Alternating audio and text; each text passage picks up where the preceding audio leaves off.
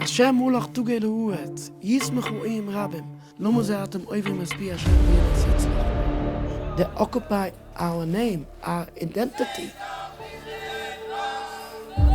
I was still very much loyal to the Zionist ideology.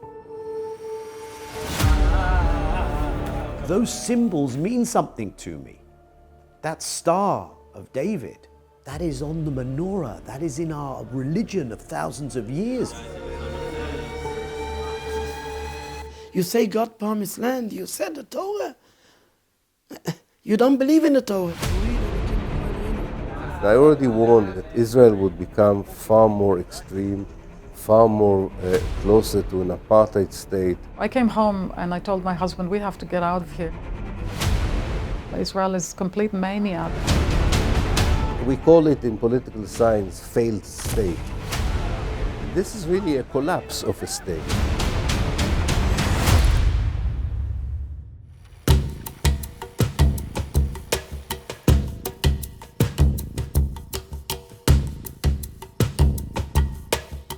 I'm a rabbi here in Stamford Hill. I born in Jerusalem and we gone out from there in 1970. My grandmother has died in Auschwitz. My father was a big leader of the TRT in Jerusalem. He himself was a Holocaust survivor. I live in the Haredi Orthodox Jewish community. People look like me, have a beard. This type of Haredi Jews, Hasidic Jews, Orthodox Jews, many names people give for these Jews. They have businesses, the prayers, the education for children, and that's all. I was born in 1954, that is a few years after the establishment of the State of Israel. My parents came from Germany in the early 1930s and lost most members of their family in the Holocaust. I grew up in the city that I was born in, Haifa, and probably had a conventional Israeli Jewish upbringing and experience more or less until I finished my military service in 1974. I participated in the 1973 war on the Golan Heights. I was still very much loyal to the Zionist ideology and didn't question any fundamental way.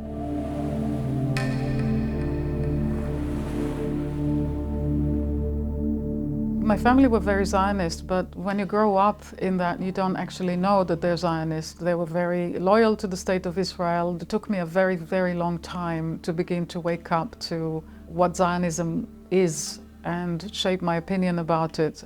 I come from a quite religious home. Most of my grandparents on my mother's side family perished in the Holocaust. When I was young, to go through a Jewish day school, to go to Zionist youth movements, and for Israel to be a central piece of one's identity, to go to Israel camps. There is an Israel that exists in the mind of Jews who live on the outside that is increasingly distant from the Israel that exists in reality.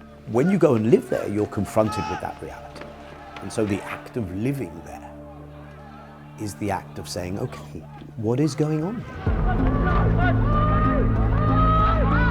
When my father used to live there, he was demonstrating very much against the state. He didn't serve in the army, and he was beaten very much by the Zionist police. He was in prison. Maybe he was more in prison than at home. I cannot say much more. But what they're doing for the Jewish people is terrible. The truisms of Zionism before I reached the university and started my postgraduate studies in the late 1970s. Conventional education that I was receiving had a very clear narrative, historical narrative of what happened in Palestine. We were taught that Palestine was an empty land, a land without people, waiting for the people, the Jewish people who were without land. We were persuaded that the Jews were actually returning to an ancient homeland that were taken from them during the Roman times. And a second feature which was very important is that the Arab world around us is hostile because of its religion, because of its political culture, and because it is anti-Semitic. And therefore, we are doomed to defend ourselves and fight for the survival of the state because they hate us or they are against us because we are Jews. When you graduate from the Israeli education system, you really believe that you live in a democracy that is loyal to universal values of morality and humanity. You're effectively traumatized by the state, by the education system. And when you're brought up there, from a very young age, you're exposed to images of the Holocaust. If you were living there, this would be you. So just remember, the state of Israel is what keeps you safe. In Israel, you have to live in fear. The entire population is kept in a state of fear all the time. Zionism is a state ideology, which means it encompasses every walk of life. When you go to the kindergarten, you already are exposed to the Zionist narrative and ideology as a toddler. And then you will be exposed to it in elementary school, high school, in the army, according to that nationality law. Between the River Jordan and the Mediterranean, that is all over historical Palestine, only one nation can exist, the Jewish nation. No other nation. And not only that, this law says that in order to assert the Jewish identity of the land of Israel, Eretz Israel, you need to continue to colonize, to settle, and to reject anyone who is not a Jew, who does not accept that all of historical Palestine is a Jewish state. That is the essence of Zionism. When I was growing up, and now the Palestinians are compared to Nazis. They're not seen as human beings at all. The vast majority of Israeli Jews are supporting the Zionist project. Israel is complete mania. Zionists were only invented 200 years ago! It's not a simple thing to do. When you find out that your group is doing really bad things and you realize that it's really actually very, very unwell, immoral, it's killing people, it's basically a genocidal. I, at some point, realized that I had to choose between loyalty to my group and my own values. I came home and I told my husband, we have to get out of here. I didn't want to live in fear. I renounced my Israeli citizenship in 2001. In fact, I feel liberated, having left, not just leaving the state itself and renouncing citizenship of Israel, but mentally leaving the mindset of Zionism has been incredibly liberating. It was considered a big, big betrayal to want to leave. They were horrified when they heard that I was leaving, and they said, you can't leave, you will never have any friends, you know, they'll come after you. These are the kind of messages that I got, and I'm not kidding. Israel was never ready to accept the Palestinians as they are. Israel never acknowledged the crimes of the Nakba, of the expulsion of Palestinians, and there is an unwillingness within Zionism to meaningfully challenge that extremism. There is an attempt, especially on the outside, to portray Zionism as something that should be beyond questioning even, something so obvious and benevolent. The Jewish people have a right to self-determination. How could one in any way challenge this? The question of why are you conducting war crimes against the Palestinian civilian population within a broader context of what is legally a regime of apartheid as designated by not only human rights groups inside Israel, not only international human rights groups, but also now the International Court of Justice. Would you rather have that conversation? Or why are you singling me out because I'm a Jewish state, you must be anti-Semitic?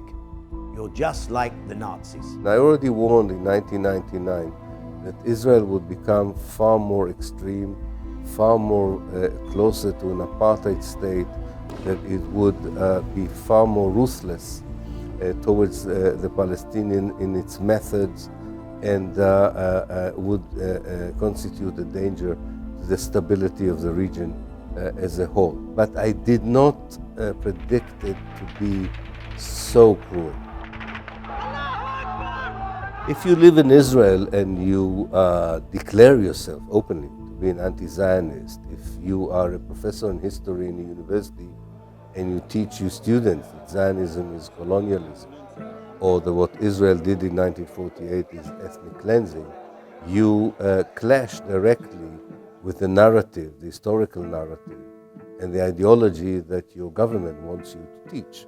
They see you as a traitor, they don't accept your criticism, and you get death threats, and you are being ostracized, boycotted, and so on. Like so many of my anti-Zionist Jewish friends, I was labeled too as a self-hating Jew. They occupy our name, our identity, and they're speaking in our name in all these murder acts. What they're doing in my name, in our name. Everybody knows the history, knows that Jews have a golden life in all Muslim countries for centuries. How can people be so blind? Just open their eyes. I go in many times to demonstrations, and the police stops me before I come in. Where are you going? I go in there to demonstration. What? They're going to kill you. I thought, don't worry, just look, I show you a miracle. I go in between hundreds of thousands of Muslims. Nobody will touch me. You don't have to protect me. Just look. I'm coming every time among Muslims. I never see any anti-Semitism at all. Just look, from the Jewish point of view, where is the most dangerous place for a Jew to live today? You go the whole world, you will come to one point, state of Israel. The question of what will happen in this land and whether, not a theory of Zionism that I was brought up with, but the practice of the state of Israel, and the state ideology is called Zionism. And the reality there is a reality that is not enabling of an existence which is going to work, of course not for Palestinians, but also for Jews. And I feel now that this is coming apart. And therefore you see that some of the most vociferous, determined, angry voices in this period have been the voices of Jewish people saying, not in my name. Those symbols mean something to me. That Star of David, that is on the menorah, that is in our religion of thousands of years. The founder of Zionists, his name was Theodor Herzl from Vienna, Austria. He don't believe in God, he don't believe in nothing. The Judaism is completely a religious movement, have nothing to do with any nationality, with any materialistic things. The Zionists often waving the flag of the promised land, the promised land. You say God promised land, you said the Torah. You don't believe in the Torah, you don't believe in God, you don't eat kosher. How can he be such a strong hypocrite to take out of the Torah something what is for his benefit in ignoring all the other parts? It's written in the 10 Commandments, don't kill, don't steal. The Zionists ignoring everything about the Jewish belief. In the Jewish belief, the state of Israel will come to an end 100%. Israel survive as it is in the long run. In a situation where it has to fight all the time, in a situation where its own society is going through a kind of a civil war between the secular Jews and the religious Jews, even with the huge American financial aid, when Israel's international image has been eroded like never before, and when the Jews of the world are not going to support it anymore. We call it in political science failed states or disintegrating states. And this is really a collapse of a state.